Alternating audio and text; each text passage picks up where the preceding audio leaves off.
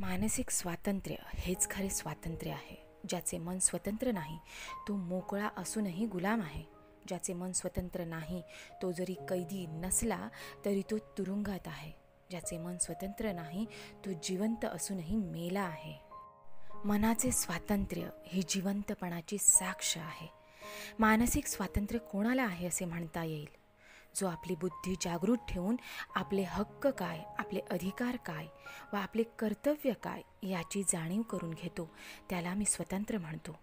जो परिस्थितीचा दास झाला नाही, जो परिस्थितीला आपल्या कह्यात आणण्यास सिद्ध असतो तो माणूस स्वतंत्र आहे असे मी म्हणतो. जो रूढीच्या स्वाधीन झाला नाही, जो गतानुगतिक बनला नाही, ज्याच्या विचारांची ज्योत विझली नाही तो स्वतंत्र आहे असे मी म्हणतो. जो पराधीन झाला नाही, जो दुसऱ्याच्या शिकवणीने वागत नाही, जो कार्यकारण भाव ध्यानात घेतल्याशिवाय कशावरही विश्वास ठेवित नाही, जो आपल्या हक्कांचा अपहार केला असता त्याच्या रक्षणार्थ दक्ष असतो, जो प्रतिकूल लोकमताला घाबरून जात नाही, दुसऱ्याच्या हातचे बाहुले न होण्या इतकी बुद्धी, स्वाभिमान ज्याला आहे तोच माणूस स्वतंत्र आहे असे मी समजतो.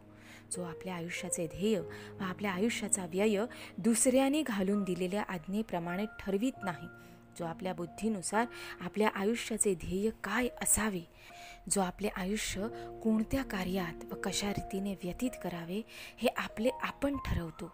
सारांश, जो सर्वस्वी स्वाधीन आहे तोच माणूस स्वतंत्र आहे असे मी समजतो.